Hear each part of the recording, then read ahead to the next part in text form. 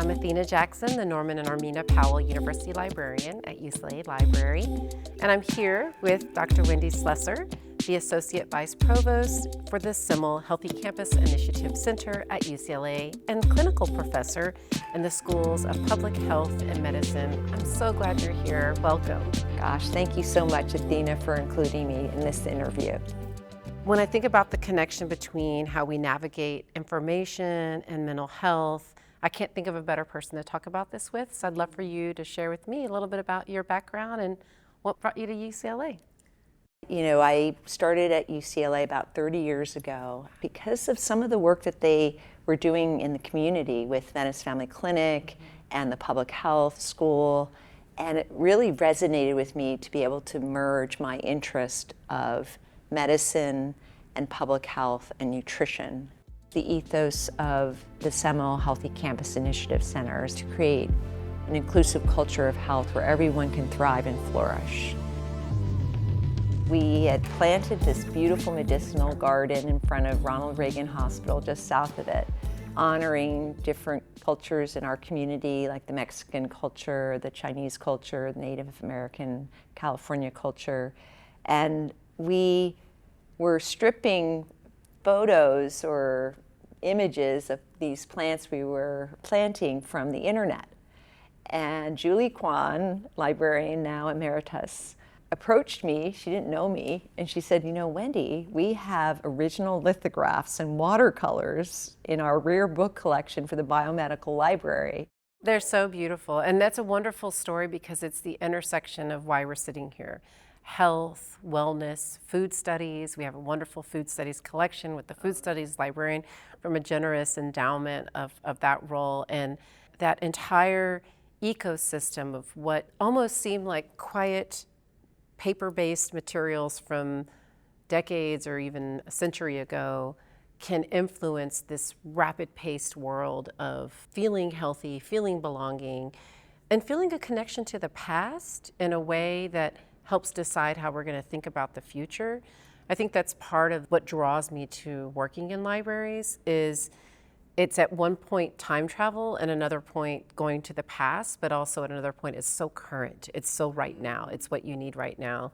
And I think what our researchers, our students, our faculty, what they need right now is a really dynamic library that serves all these modalities of learning online in their dorms, in their apartments, but also the modality of the space that is a library, this big infrastructure space. Almost every great university is defined by its great library, but it needs to be more than just the home for these collected areas of wisdom, but it really needs to be a place where the students, as you said, can feel like they belong and feel like there's a sense of belonging. And I'm thinking about how we can do that at UCLA and make sure that our students have that sense of belonging. I'm looking at my spaces differently with you, but also with our teaching and learning vice provost, with research, just to really think about our spaces as just as inspirational as the materials that are in there. I wanted to ask you, Wendy, what was your first experience with a library? There were 5 kids in my family. We were living in a 2-bedroom apartment in New York City, and my mom didn't know what to do with us in the middle of winter. And so she would take us to the library. Yeah. And so I read, you know, Curious George backwards and forwards 10 times, and that was my introduction, and I've never stopped loving to go to the library. And then you go to university and you walk into your first academic library. What did that feel like? Oh, wow. Well, you know, it was before I went to university. During my high school years and then also when I was in university, I did a lot of research on my papers. And so I would go to libraries that had books that were 150 years old and go into the stacks and pull them out and just imagine who else might have read that book. And there are moments that I have memories of them where I felt just the awe of the knowledge and the wisdom and the thoughtfulness that has gone into archiving books as old as 150 years old or as new as yesterday. I love that. And I love that everyone's experience in a library comes from different walks of being and life. And I love that you centered wisdom in your responses. That makes me think a lot about the role and the impression a library makes on a new student, particularly students who come from backgrounds where they weren't often in libraries. My first experience with the university library was when I went to university, and it was daunting. I was a little bit nervous, at your local library, particularly in small town Texas. It was very accessible. I could see the whole space by walking in. And as you can imagine, any university library is huge, and at UCLA we have several. And we also have a film and television archive. We have all kinds of things. So I'm thinking about my first time at a university library when I think about my work every day, to make sure, like you said, a sense of belonging, responsibility to demystify the wisdom so that it's wisdom they can make and take on their own. I'm excited for our future Chancellor, Frank, because he's also a physician and public health and really a believer in uplifting people's health and well-being at a population level and also an individual level. And I feel that the library, one of the things that is in our partnership that is also so important is the library provides a resource so that people can contend with misinformation and disinformation, which can actually very much negatively impact their emotional and social well-being.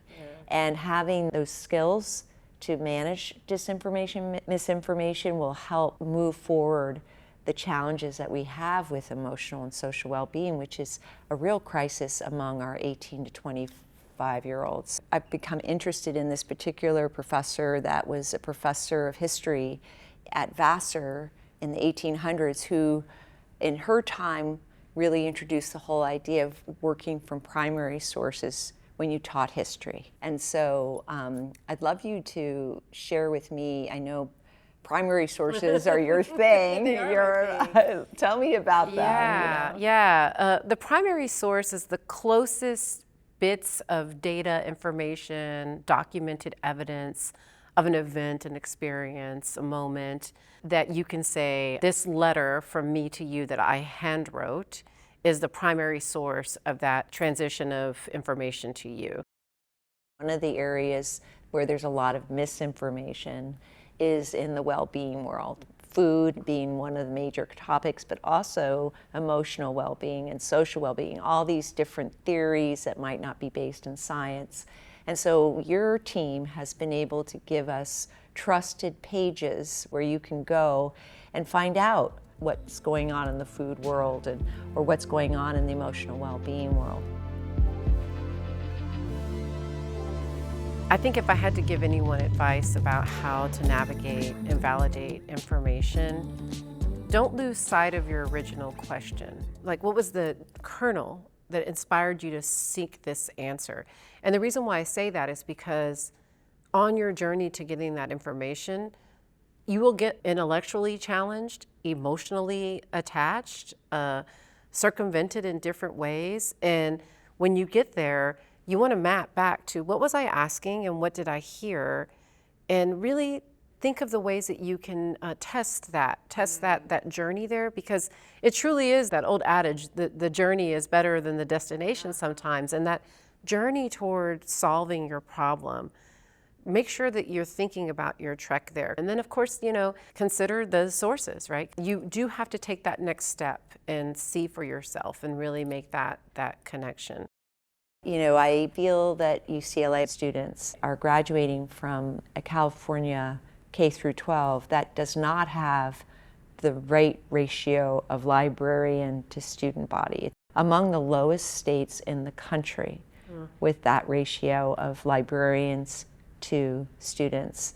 And I feel that we've got an obligation to inform and welcome all those students to the incredible resource that a library has, because that's going to last a lifetime. It really will, and it's the last public sphere. American Library Association, and I agree, reminds us all that it's the last place in society where you come to be. It's a typically a free transaction. It's convenient and the access is open. It's allowed. And I'm an academic library in a public institution, which means my first commitment is to the success of the research and learning enterprise happening on campus. I wish that we could tell students, if you come here, you get the degree and you have all the facts. But really, you come here, you get the opportunity to hone your discernment, right? That's really what we're aiming for, while also hopefully finding the humility and the ability to care and care for others while you're on the way. Oh, this has been fabulous, and I am so excited about my future here because of you. I use the word excited a lot because I think that's where I'm at in my 6th month, but even in my 6th year, I'll be just as eager to see what the future holds as we create it together. Me too. Thank you so I'm much. looking forward to it.